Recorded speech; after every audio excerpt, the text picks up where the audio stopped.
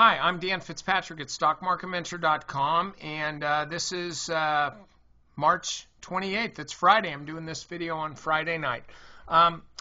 Look, Lululemon was in the news, been in the news lately, financial news, basically because it looks like it's forming a bottom. They got a new CEO. I noticed Karen Finerman on Fast Money the other night was suggesting, and this happens all the time, like, hey, if you're the new CEO, like, throw everything into the quarter, like just get all the dirty crap out of there, throw the baby out with the bathwater, just dump every ugly thing that's happening in the company into that first quarter, because then you're kind of setting yourself up for success by doing that. It's kind of like, okay, things are as bad as they're going to get, it's only going to get better, so buy the stock. So that's kind of what has been suggested, and the price action has been pretty bullish, right? But don't just go rush out and buy this thing without at least considering the technicals. By the way, like a fundamental development, like amazing earnings or a patent win or an FDA approval or something, that will trump the best technical chart. Just so you know that, it's really important that you understand that. So when I'm talking about this, like I'm looking at this chart right now, I wouldn't touch this. Okay?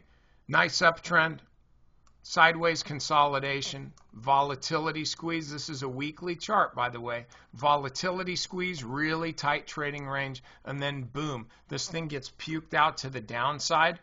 It's formed this gap, and if it's not going to fill the gap, then this looks like Baidu did a couple years ago, just really looking weak.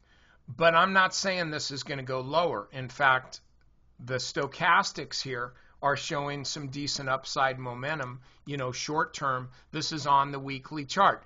This looks kind of scary here. By the way, I'm a big fan of Lululemon. Not really the stock right now, but, I like their stuff. I wear them all the time. Try to imagine me in those tight yoga pants.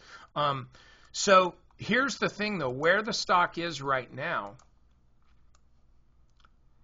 it's still below this gap. It needs to start filling this gap.